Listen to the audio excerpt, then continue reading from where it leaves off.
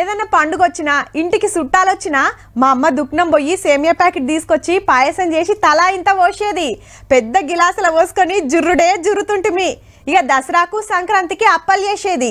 గ్యారెలు, సకినాలు, మడగప్పలు, బోంది లడ్డులు, రవ్వ లడ్డులు, గర్జలు ఇట్లా తీరొక్కటి వేసేది. ఇప్పుడు వచ్చేది హోలీ పండుగనాయే.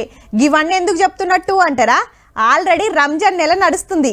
రంజాన్ అనగానే హలీమే కాదు, సేమియాలు సుత యాదికొస్తాయి. హగో గా ముచ్చటే ఇది. ఏ దండం మీద చూసినా సేమియా దండలే. ఇట అన్న షిక్కులు తీస్తుంటే ఈ అక్క ఆరేస్తుంది. రైడ్ అయినాక ఇట్లా సుట్టలు దుడుతుంది. మన హైదరాబాద్ చాదర్ ఘాట్లనే చేతులతోని తయారు చేస్తున్నారు సేమియాలు. హగో అటిద్దరు ఇటిద్దరు కూకొని పిండి ఎట్లా విసుకుతున్నారో. ఒకనాడు మాపటీలి మైదా పిండి, నీళ్లు, ఉప్పు కలిపి రాత్రంతా నానబెట్టి తెల్లారి ఇట్లా పిండి విసికి సన్నటి దారాలు లెక్క అయినాక పిండి పూసుకుంటా ఆరబెడతారు. ఇక దినం కొన్ని 100 కిలోలు తయారు చేస్తారు. మిషన్ తోని ఎక్కువ చేయొచ్చు గానీ కస్టమర్లు చేత్తోని చేసినయే కాయి చేస్తారట. मशीन सेमी से हैंडमेड सेमी का टेस्ट अच्छा होता है. मशीन सेमी का टेस्ट इतना खास नहीं होता है. ये हैंडमेड का सेमी का अच्छा होता है टेस्ट. చేత్తోని చేసిన సేమియాలే మంచి టేస్ట్ ఉంటాయి. అవే తీసుకుపోతాం అంటున్నాడు అన్న. మనోనికి హోల్సేల్ దుకాణం ఉన్నదట.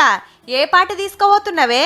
मैं लगभग 5 क्विंटल 1 टन ऐसा 1 टन तक सेमी लेता हूँ.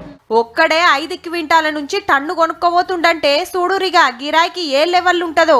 కేజీ 150 నుంచి 250 దాకా ఉంటదట. అయితే హైదరాబాద్ లా ఇసొంటి కార్ఖానాలు చాలా తక్కువ ఉన్నాయి. ఇడ 15 మంది దాకా పనిచేస్తున్నారు. ఏడాదంతా చేయరట. రంజాన్ కు 3-4 నెలల ముందు నుంచి తయారు చేస్తారట.